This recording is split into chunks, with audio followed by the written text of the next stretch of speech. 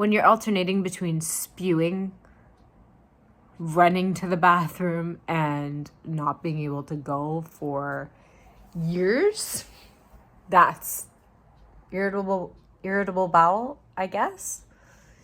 Hey everyone, this is Cass Contents, Cass for bloat right now. I have to change that name. But I made this channel to discuss my gut health, or what I think is my gut health journey, because I don't know for sure. I'm not a medical professional. I'm not giving professional advice. You should go to your doctor for that. But I do want to share my journey with you because it's important to so many people to know that you can possibly turn things around for yourself if you are experiencing chronic illness. And so I'm just sharing what I've done, how it's worked, why I think it's worked based on what I've read and then followed. And then you can do your own research and talk to your doctors and, figure it out yourself. But I know that all of the information I've found that has helped me has been from the internet or from books. And it's always my choice to kind of take what I've learned off the internet and do it, and or go to my doctor.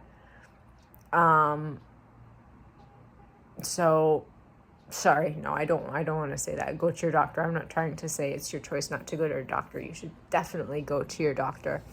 What I'm saying is that there is a lot of information out there, I feel, that we can use to help ourselves with food, with, supplements, with just, learning about how we can help our own bodies if we choose to. And I think that's a good thing. And I have really benefited from information that I have found. At least I think I have, because I feel worlds better than I did in 2019. And from 2017 to 2019, I was going downward. Migraines were increasing. Endometriosis symptoms were still there. So it felt, if it got to the point, it felt like 1, 2, 3, maybe 4 days a month that I felt fine. That really shapes your life. First of all, most people usually believe when they are ill like that they're always going to be ill like that. And they start down this road where they're going to the doctors several times a week, if they can get there, and just doing this whole back and forth thing. So to be able to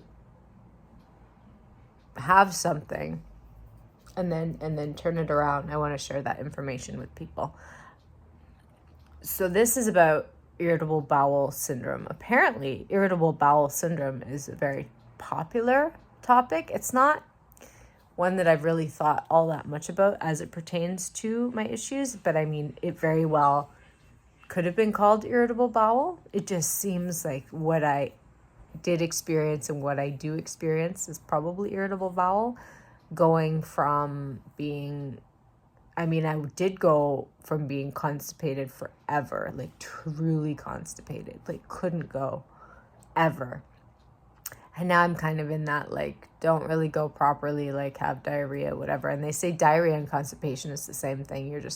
You're not going properly. There's something wrong in there. I'll say I think it's your gut, but who knows? It's, up to whoever to figure out. But when I did the GAPS diet and took the natural antibiotics for the SIBO, I believe, which again, I'll do another post about that, and then took the digestive enzymes while I did the GAPS diet, my constipation and, those irritable bowel type symptoms, cramping and everything, they resolved completely while I did the diet. I did read And I'm really glad that I did. It was really helpful. There was an author's blog that I read a few months ago, and it said, GAPS diet is not the way that you want to relieve your constipation long term, because there's ammonia buildup from eating so much meat. Mind you, when I do the GAPS diet, I don't eat so much meat. You know, like I eat tons of vegetables and other vegetarian legumes, and I don't eat seeds and nuts right now, which I'll go into in another video, but you can if you're able to digest them. But I don't eat tons of meat because I'm on the GAPS diet, and I didn't while I was on the GAPS diet. I eat, you know, probably like a handful of meat, which is what they say you should eat with each meal, with lunch and dinner. And then breakfast, I have collagen. And then lots of vegetables. Like sometimes now heaping amounts of vegetables, which also was not me before I did the diet. I pretended I ate vegetables, but really I'd eat like big bowls of pasta. But now I eat lots of vegetables with my meat. So perhaps, I'm glad I have the information, but perhaps what she was writing about in the blog with people's or her own ammonia levels increasing to toxic levels because she did the GAPS diet, maybe that was only because she was eating too much meat. And maybe some people do and they don't eat enough veg. So maybe if you really do it in a balanced way and eat lots of veg and eat just like a small portion of meat, then maybe it would be fine long term forever. I don't know that. Again, I'm just speculating. But it is interesting for people just to have the information that while I did the GAPS diet, my irritable bowel completely went away. Oh, and I also took vitamin C every day, which could also help with bowel movements. But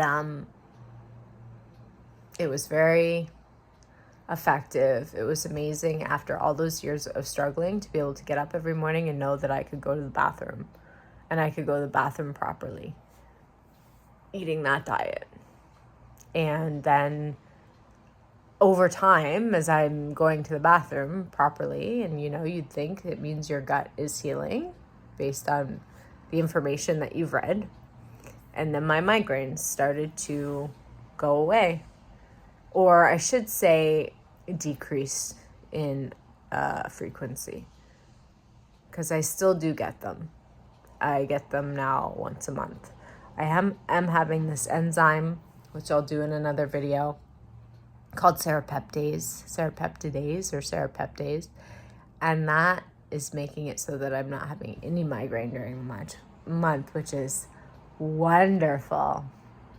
But otherwise, I have one a month, which still sucks. But I mean, I get my life and it's okay, and I can deal with it.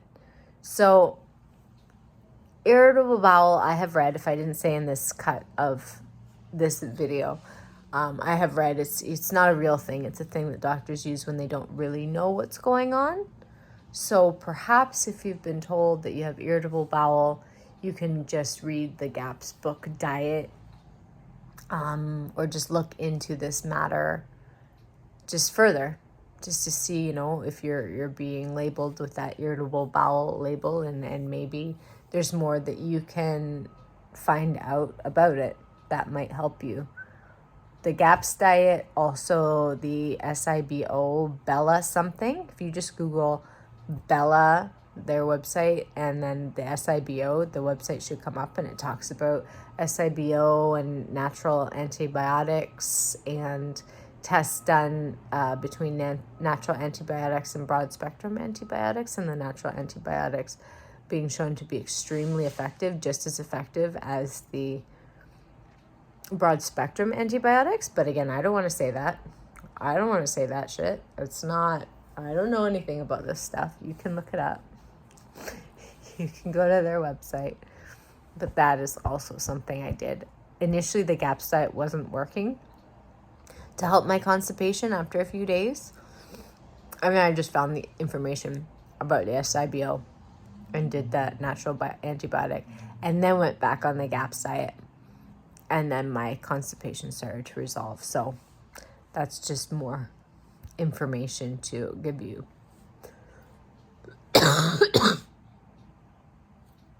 I think my coughing fit is about to start again.